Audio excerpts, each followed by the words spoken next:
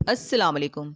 جس طرح قرآن پاک میں جنت کے درخت طوبہ کا ذکر ہے، اسی طرح جہنم کے درخت تھور کا بھی ذکر ہے، جو بہت ہولناک اور بد ذائقہ اور بدبودار ہوگا۔ جب جہنمی بھوک کی شدت سے اس کو کھائیں گے تو اس کی گرمی سے اور سوزش سے بہت زیادہ پیاس لگے گی۔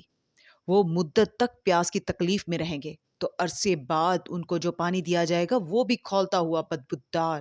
اس درخت کا ذکر قرآن پاک کی سورہ صافات کی آیت نمبر 62 سے 67 میں کیا گیا ہے، جس کا ترجمہ ہے: بھلا یہ مہمانی اچھی ہے یا تھور کا درخت؟ ہم نے اس کو ظالموں کے لیے بلا بنایا ہوا ہے۔ وہ ایک درخت ہے کہ جہنم کی تہ میں اگے گا، اس کے خوشے ایسے ہوں گے جیسے شیطانوں کے سر، سو وہ اسی میں سے کھائیں گے اور اسی سے پیٹ بھریں گے، پھر اس کھانے کے ساتھ ان کو کھولتا ہوا پانی ملا کر دیا جائے گا۔ آج کا سبق شروع کرتے ہیں۔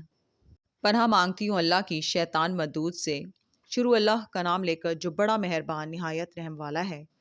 بھلا تم نے ان لوگوں کو نہیں دیکھا جن کو کتاب سے حصہ دیا گیا ہے کہ بتوں اور شیطان کو مانتے ہیں اور کفار کے بارے میں کہتے ہیں کہ یہ لوگ مومنوں کی نسبت سیدھے رستے پر ہیں۔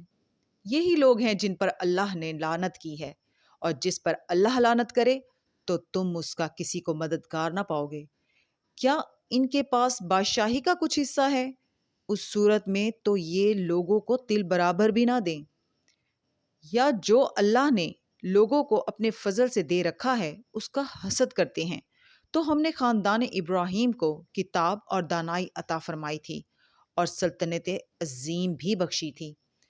پھر لوگوں میں سے کسی نے تو اس کتاب کو مانا اور کوئی اس سے رکا رہا، تو ان نہ ماننے والوں کے لیے دوزخ کی جلتی ہوئی آگ کافی ہے۔